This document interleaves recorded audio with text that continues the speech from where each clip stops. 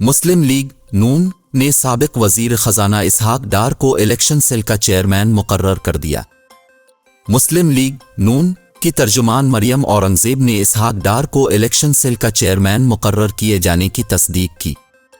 मरियम औरंगजेब ने कहा कि इसहाक डार की तकर्रुरी से पार्टी की इंतखाबी सरगर्मियों में मजीद तेज़ी आएगी और इंतखाबी ज़ाब्तों की निगरानी समेत तमाम मुताल्लिका अमूर को तेज़ी से मुकम्मल किया जाएगा। वाज़ेह रहे कि इसहाक डार इलेक्शन एक्ट 2017 तैयार करने वाली पार्लिमानी कमेटी के भी सरबराह थे।